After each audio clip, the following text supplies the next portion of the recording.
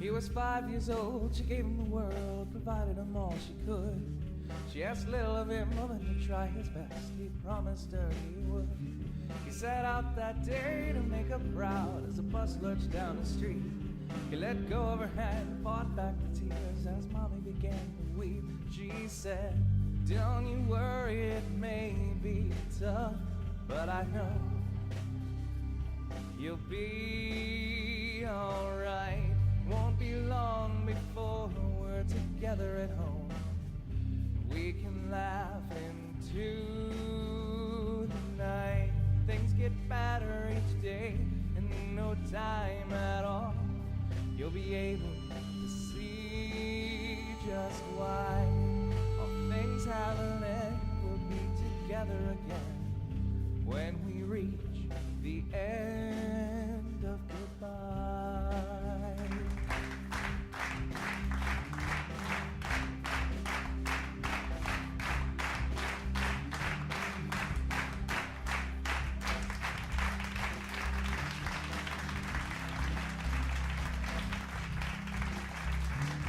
They waved to him as he stared back from the deck of his pride and joy.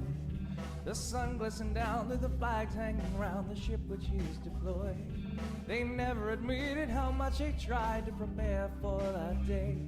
Welled up with pride and an aching inside, they saluted as he sailed away. And she said, "Don't you worry, it may be tough."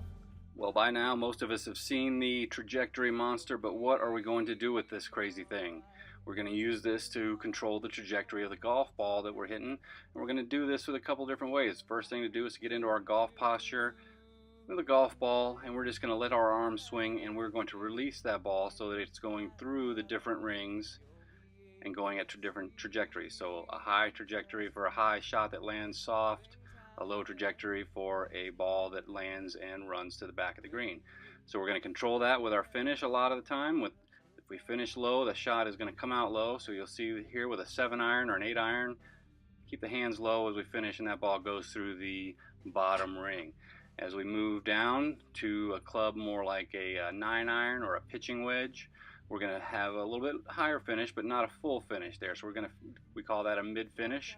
So as we take our posture, take that swing, mid finish, and that ball comes out a little higher. Then obviously if we want to hit the ball through the higher ring, we want to finish with our hands nice and high.